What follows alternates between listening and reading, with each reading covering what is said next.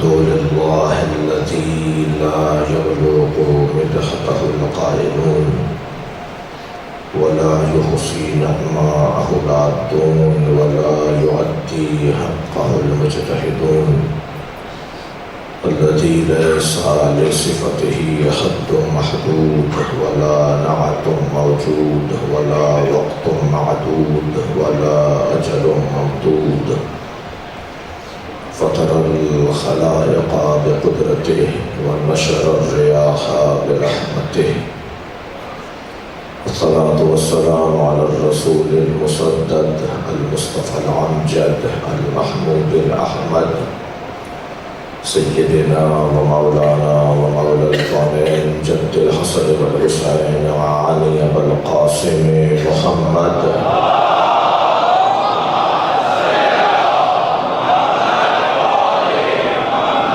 وآله الطيبين الطاهرين المعصومين الذين قال الله إنما يريد الله ليذهب عنكم الرجس أهل البيت ويطهركم تطهيرا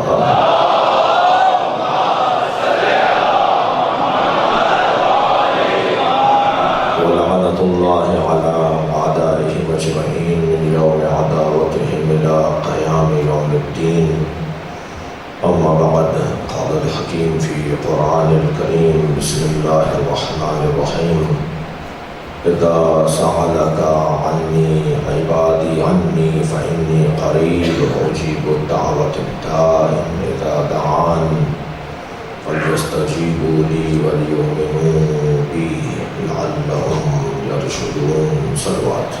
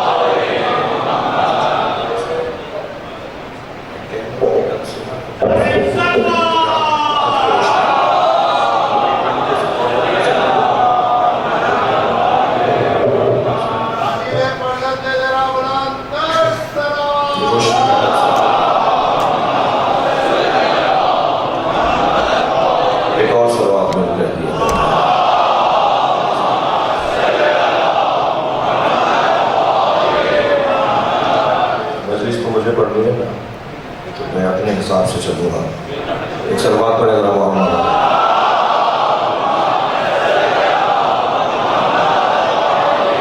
اس سے بہتر اور بلند صلوات ہے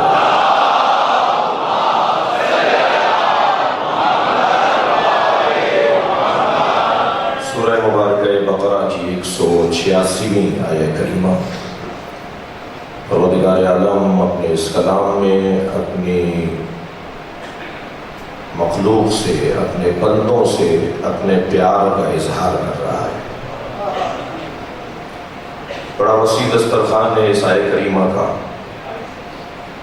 اور ممبر کے تقاضے اور ذاکری کی جو اسرار اور رموز ہیں ان کو ملحوظ رکھتے ہوئے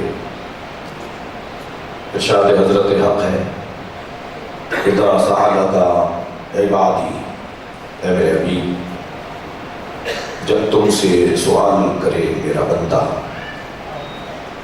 انی میرے بارے میں فإنی قریب تو کہہ دو کہ میں بہت قریب ہوں اجیب دعوت الداع میں ہر پکارنے والے کی آواز کا جواب دیتا ہوں اذا دعان جب وہ مجھے پکارتا ہے اجیب دعوت الداع اذا دعان جب وہ مجھے پکارتا ہے تو ہر پکارنے والے کا جواب دیتا ہوں فَلْيَسْتَجِيبُوا فَلْيَسْتَجِيبُوا لِي وہ بھی مجھے جواب دیں اچھا پہلے میں جواب دیتا ہوں وہ چاہے تو بعد میں جواب دیتا ہوں بیان میں اللہ کا جواب دینا پہلے بیان ہوا ہے اور بندوں سے مطالبہ جواب بعد میں فَلْيَسْتَجِيبُوا لِي، وہ بھی مجھے جواب دیں، وَلْيُؤْمِنُوا بِي، اور مجھ پر ایمان لے کر آئیں، لَعَلَّهُمْ يَرْشُدُونَ، شاید کہ یہ صاحب رشد ہو جائیں، شاید کہ یہ صاحب کمال ہو جائیں۔ عزیزان گرامی، جو تو نبی مکرم سے قرآن مجید میں بہت کچھ پوچھا گیا ہے، یعنی نبی سے بہت کچھ پوچھا گیا جس کا ذکر قرآن میں آیا ہے۔ یسألونک عن الروح، اس لہجے کی آیات،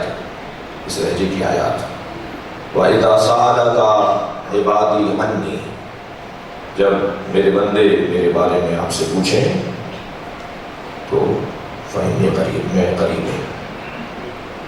اس لہجے کی آیات قرآن مجید میں اور بھی ہیں۔ مثلا یسألونک عن الروح، اے میرے حبیب تم سے جب روح کے بارے میں سوال کریں تو انہیں یہ جواب دو کہ وہ امر ربی ہے۔ کبھی ارشاد ہوا یسألونک عن الجبال، پہاڑوں کے بارے میں جب تم سے پوچھے تو انہیں بتا دو کہ ہم نے ان پہاڑوں کو زمین ٹھہرانے کے لیے بنایا ہے، جیسے کسی عمارت کو ٹھہرانے کے لیے، اس کو روکنے کے لیے ایک تیسری چیز کی ضرورت ہوتی ہے، جیسے اس ممبر کے مختلف اجزاء کو اور اعضاء کو روکنے کے لیے میخوں کی ضرورت ہے، کیلوں کی ضرورت ہے، اسی طرح ہم نے زمین کو ٹھہرنے کے لیے کہ ٹھہری رہے ہم نے پہاڑوں کو بنایا ہے۔ مثلا کبھی ارشاد ہوا یسألونک عن ذی القرنین، ذوالقرنین کے بارے میں آپ سے پوچھا جائے گا، پوچھیں تو آپ نے بتائیں کہ ذوالقرنین کون ہے۔ کبھی ارشاد حضرت حق ہو رہا ہے یسألونک عن الساعۃ ایان مرساھا، آپ سے پوچھیں گے کہ قیامت کب آئے گی، تو آپ انہیں بتائیں کہ قیامت بہت قریب ہے۔ یہ لب و لہجہ۔ کبھی ارشاد ہوا کہ اِنَّ یوسف وَإِخْوَتِهِ آیات لِلسَّائِلِینَ، ہم نے یوسف اور ان کے بھائیوں کے قصے میں پوچھنے والوں کا جواب رکھا ہے۔ نبی کی نبوت کے باب میں جو مشرک اور کافر حضرت کا انکار کرتے تھے، انہوں نے حضرت سے 3 سوال کیے تھے کہ ہمیں ان 3 سوالوں کے جواب دے دیجئے تو ہم آپ کو نبی مان لیں گے۔ ان میں سے ایک روح کا سوال تھا، ان میں سے ایک قیامت کا سوال تھا، ان میں سے ایک حضرت یوسف کے بارے میں سوال تھا، کیونکہ ان کے بزرگوں نے ان کی بعض مذہبی کتابوں میں حضرت یوسف کا قصہ لکھا ہوا تھا، اور قصہ صرف اس حد تک لکھا ہوا تھا کہ کنعان کا ایک بچہ جسے بھائیوں نے کنویں میں ڈال دیا تھا، اور پھر مسافروں نے اور قافلے والوں نے کنویں سے اس بچے کو نکال کے مصر لے جا کے بیچ دیا تھا، اور پھر وہ وہاں بادشاہ کے گھر میں پلے بڑھے اور پھر وزیر اعظم بنے، اور اس کے بعد پھر اپنے بابا سے ملاقات ہوئی۔ وہ ایک اصلی قصہ حضرت یوسف کا اور حضرت یعقوب کا اور حضرت یوسف کے بھائیوں کا قصہ ان کی کتابوں میں بھی لکھا ہوا تھا۔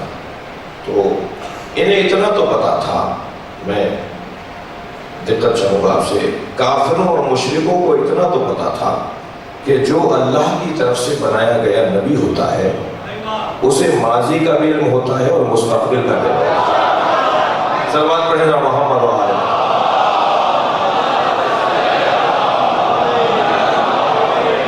اسی بنیاد پہ روح کے بارے میں بھی پوچھ رہے تھے، اسی بنیاد پہ قیامت کے بارے میں بھی نبی سے سوال ہو رہا تھا، اور اسی بنیاد پر حضرت یوسف کے بارے میں بھی پوچھ رہے تھے کہ آپ انہیں جواب دے دیا۔ اب نبی مکرم پر ان کے پاس تو میں تفسیر سورہ یوسف دیکھ رہا تھا ماہ مبارک رمضان میں باب العلم میں مجالس سے تفسیر قرآن کے حوالے سے، تو ان کے بارے میں 8 یا 9 معلومات ان کے پاس تھی حضرت یوسف کے بارے میں۔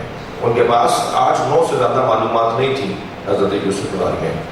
اور نبی مکرم پر جب اللہ نے اس سورے کو نازل کیا فرشتہ لاتا رہتا تھا، جبریل آیات لاتے تھے، نبی اسے بیان کرتے چلے جاتے تھے۔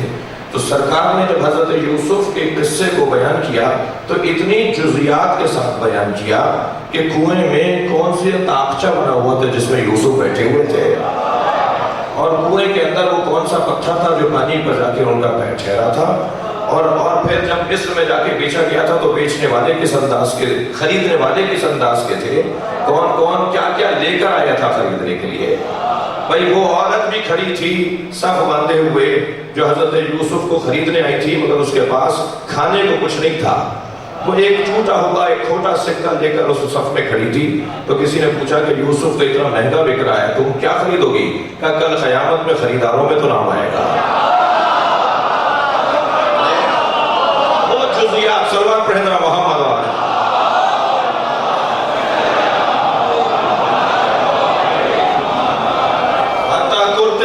حتیٰ اس بھیڑیے کو جس کو ذبح کر کے اس کا خون کرتے پہ لگایا اور لے جا کے حضرت یعقوب کو دکھا دیا، اور پھر جو ہے وہ زندان کے اندر حضرت یوسف کے دن کیسے گزرے۔ جب پہنچے حضرت یوسف زندان کے اندر تو زندان بان نے دیکھا کہ پہنچنے کے ساتھ ہی ایک طویل سجدہ شکر ادا کیا اور قیدیوں کے ساتھ مزاح فرما رہے تھے، ان کی دلجوئی کر رہے تھے، اور ایسا لگ رہا تھا جیسے یوسف کو آزادی ملی ہو۔ زندان میں آنے کے بعد یوسف کو آزادی ملی ہو تو اسی شخص نے آ کر کہا کہ یوسف یہاں کے تو لوگ روتے ہیں، یہاں کے لوگ فریادیں کرتے ہیں کسی طرح ہمیں آزادی مل جائے۔ کہنے لگے وہ جو محل تھا وہ میرا زندان تھا، اور یہ جو زندان ہے یہ میری آزادی ہے۔ ایک قاعدہ قانون دیا حضرت یوسف نے، ایک قاعدہ قانون حضرت یوسف نے عطا فرمایا، فرمایا جہاں میں اپنے عقیدے پر عمل نہ کر سکوں وہی تو زندان ہے۔ صلوات پڑھیں جو محمد والے۔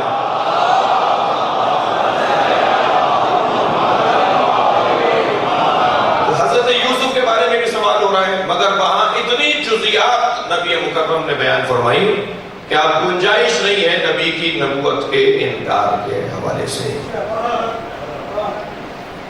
یہی لب و لہجہ اس آیت کریمہ میں ہے، وَإِذَا سَأَلَكَ عِبَادِي عَنِّي، جب میرے بندے میرے بارے میں سوال کریں تو ان کو جواب دے دیجئے کہ میں بہت قریب ہوں، میں بہت قریب ہوں۔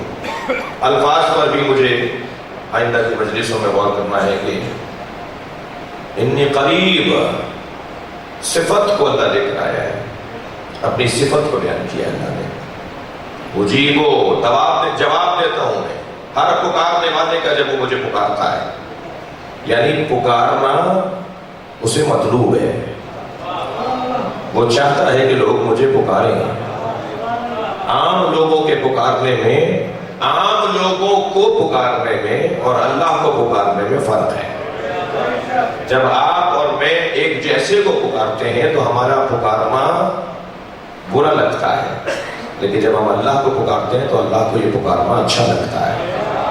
بھائی میں اگر آپ سے ایک مرتبہ کوئی چیز مانگ لوں تو شاید کسی احترام کی بنیاد پر آپ مجھے دے دیں، دوسری مرتبہ پر بھی شاید دے دیں، تیسری مرتبہ پر وہ انداز نہیں ہوگا دینے کا جو پہلی مرتبہ تھا، چوتھی مرتبہ شاید کوئی بہانہ بھی آ جائے، پانچویں مرتبہ شاید دروازہ بند بھی ہو جائے۔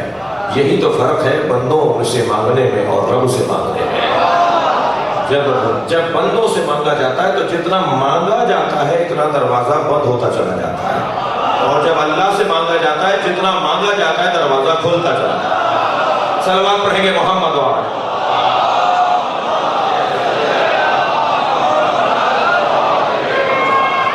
وہ چاہتا ہے کہ مجھ سے مانگو۔ اجیب دعوت الداع اذا دعان، جب مجھے پکارتے ہیں تو میں جواب دیتا ہوں۔ اس پر بات ہونی چاہیے، قسمت میں نہیں معلوم کہ میرے بیان میں کیا لکھا ہے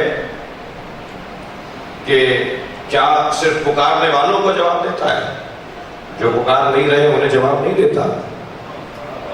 اللہ تو انہیں بھی کھلا رہا ہے کہ جو اس کا کلمہ نہیں پڑھ رہے، جو اس کا سجدہ نہیں کر رہے، رزق انہیں بھی مل رہا ہے۔ لیکن عزیزان گرامی یہاں پر قریب کی جو صفت ہے نا، انی قریب، ان سے کہو میں قریب ہوں، اس کے اوپر غور کریں گے اگر آئندہ توفیق ہوئی۔ فَلْيَسْتَجِيبُوا لِي، ان سے کہو کہ مجھے بھی تو جواب دیں، میں تو تمہارے مقابلے میں جواب دے رہا ہوں، یہ بھی تو مجھے جواب دیں اور مجھ پر ایمان لے کر آئیں۔ اب اللہ ہم سے کیا جواب چاہتا ہے؟ اللہ ہم سے کیا جواب چاہتا ہے؟ ہم کیا کریں جو ہمارا جواب دینا شمار ہو جائے؟ لعلہم یرشدون، شاید کہ اس انداز سے انہیں کوئی کمال نصیب ہو جائے۔ ایک شخص نے آ کر میرے مولا امام جعفر صادق علیہ السلام سے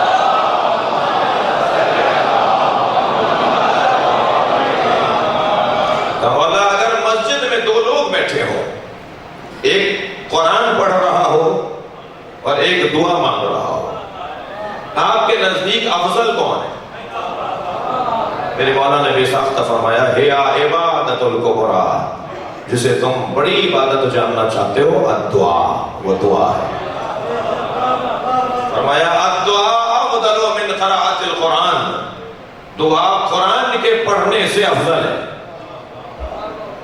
اب میں اپنے ایک بزرگ استاد کی خدمت میں گیا اور میں نے کہا حضور قرآن تو ہمیں ہدایت دیتا ہے، تو کیا قرآن کے پڑھنے سے دعا مانگنا افضل ہے؟ تو بہت حسین جملہ انہوں نے عارفانہ جملہ کہا جو میں آپ کو کے حوالے کر رہا ہوں۔ فرمانے لگے قرآن پڑھنے سے انسان کے وجود میں یہ خیال آتا ہے کہ میں اللہ سے یا اللہ مجھ سے بات کر رہا ہے، مگر دعا مانگنے والے کے ذہن میں صرف ایک ہی خیال آتا ہے کہ میں فقیر ہوں اور غنی اللہ کی ذات ہے۔ مانگنے والا اور ہوتا ہے، دینے والا اور ہوتا ہے۔ صلوات پڑھیں گے محمد و آل محمد۔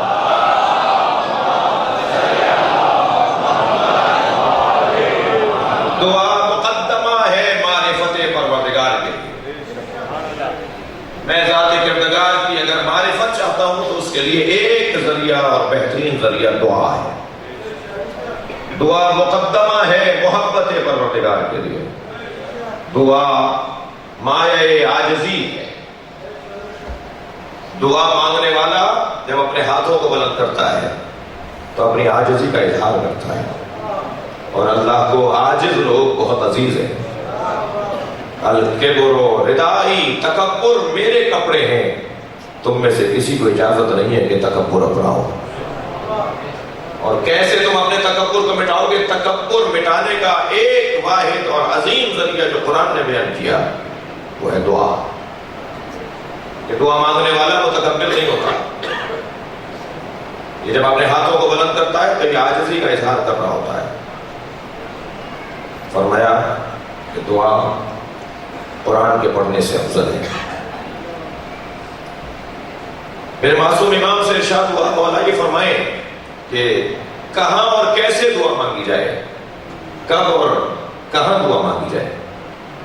فرمایا اغتنموا خمسۃ مواطن، 5 جگہوں پر تلاش کیا کرو کہ دعا جا کے مانگو گے، 5 مقامات پر، 5 مواقع پر جب تم دعا مانگو گے تو تمہاری دعا کا اثر کچھ اور ہوگا، تمہاری دعا قبولیت کے درجے پر پہنچے گی۔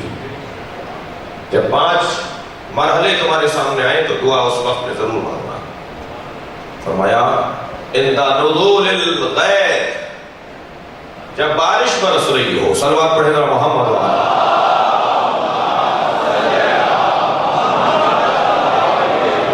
محمد، اس وقت دعا مانگا کرو، اس لیے کہ اللہ کی رحمت برس رہی ہوتی ہے، وہ رزق دے رہا ہوتا ہے، وہ حیات دے رہا ہوتا ہے، وہ زندگی بانٹ رہا ہوتا ہے، اس کا کرم جوش میں ہوتا ہے، اس کا رحم اور اس کی رافت، اس کی محبت جوش میں ہوتی ہے، اس وقت دعا مانگو۔ عزیزان گرامی، پھر فرمایا عند الاذان، جب آذان ہونے لگے، اس لیے کہ جب آذان ہوتی ہے تو رحمت کے لیے اللہ کا دروازہ کھل جاتا ہے، اللہ کی رحمت کا دروازہ کھل جاتا ہے، پروردگار عالم کی طرف سے ارادہ عطا ہوتا ہے۔ جس وقت اذان کہی جا رہی ہو اس وقت میں دعا ضرور مانگا کرو۔ عزیزان گرامی، اذان ہے، زیادتی کرنے والوں پر تو سوال اٹھے گا، کمی کرنے والوں پر تو سوال اٹھے گا، مگر جو الفاظ ہمارے یہاں اور ان کے یہاں مشترک ہیں، جن الفاظ پر انہیں بھی یقین ہے کہ یہ آسمان سے آئے ہیں اور جن الفاظ پر مجھے بھی یقین ہے کہ یہ آسمان سے آئے ہیں، وہ آواز، وہ اذان، وہ الفاظ، وہ جملے چونکہ آسمانی ہیں اور الہی ہیں اور وحی کے مطابق ہیں، احترام ہے۔ میری اور ان کی اذان کچھ زاویوں سے مختلف ضرور ہے، مگر جو مسلم جملے ہیں ان پر مجھے احترام کرنا ہوگا۔ شاید میں اپنی بات کو یوں واضح کر دوں کہ جو دربار یزید میں امام سجاد کے خطبے کو روکنے کے لیے اذان کہی گئی تھی، اس کی تو نیت ہی خراب تھی، اس اذان کہنے والے کی تو نیت ہی خراب تھی، اس کے باوجود بھی امام نے اپنے بیان کو روکا یا نہیں روکا؟ میں جب کہیں مجلس پڑھ رہا ہوں اور اذان کی آواز آ جائے تو ان کی نیت خراب نہیں ہے۔ صلوات پڑھنے ذرا محمد و آلہ۔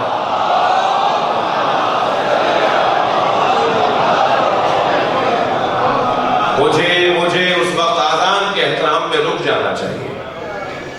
یہ اس سے زیادہ بڑی دلیل ہی نہیں ہے کہ امام سجاد اذان کی آواز سن کے رک گئے، اور جب اذان مکمل ہوئی تو حضرت نے فرمایا یزید مجھے اتنا بتا، اس سوال کا جواب دے، یہ جس محمد رسول اللہ کا تم نے کلمہ پڑھا ہے یہ تیرے نانا ہے یا میرے نانا؟ اسی اذان سے اپنی حقانیت کی دلیل میرے مولا رہے گی۔ فرماتے ہیں جس وقت اذان ہو رہی ہو اس وقت تم دعا مانگا کرو۔ فرمایا عند قراءۃ القرآن، جب قرآن پڑھا جانے لگے تو پھر اللہ کی بارگاہ میں اپنے ہاتھوں کو اٹھایا کرو۔ مجھے قرآن پڑھنا ہے یا پڑھنے والے کا احترام کرنا ہے؟ چوتھی چیز حضرت نے فرمایا عند التقاء الصفین للشہادہ، جب شہادت کے لیے، قربانی کے لیے، شہید ہونے کے لیے صفیں باندھ لی جائیں، مجاہد جب آمادہ شہادت ہو جائے، جب دیکھو کہ یہ منظر ہے کہ لوگ جا رہے ہیں اپنے آپ کو قربان کرنے کے لیے، اس وقت اللہ خاص کرم کرتا ہے۔ اس وقت میں دعا کر لو، اللہ سے دعا مانگو۔ اور پانچویں جگہ جہاں پر دعا مانگنے کا حکم ہے، فرماتے ہیں عند دعوت المظلوم فإنها ليس لها حجاب، جب مظلوم کا ذکر ہو رہا ہو، جب کوئی مظلوم کی بات کر رہا ہو، اس وقت میں دعا ضرور مانگا کرو، اس لیے کہ خاص طور پر جب مظلوم کی بات ہو تو اس وقت میں کوئی حجاب نہیں ہوتا دعا کی قبولیت کے لیے۔ دون العرش، بغیر کسی رکاوٹ کے عرش تک پہنچ جاتی ہے اور اللہ دعا کرنے والوں کی دعاؤں کو قبول کرتا ہے۔ مظلوم کی بات جب ہو رہی ہو، میں کہتا ہوں اس حدیث مبارکہ کے اوپر غور کرنے سے یہ بات روشن ہے کہ جب امام مظلوم کا، امام حسین کا ذکر مسائل ہو رہا ہو تو میری اور آپ کی آنکھوں میں آنسو ہوتے ہیں۔ یہ بہترین وقت ہے دعا مانگنے کا۔ اب ہر ایک شخص کی دعا مختلف ہے۔ اگر اس وقت مجلس کے اندر 1000 آدمی بیٹھے ہیں تو 1000 حاجتیں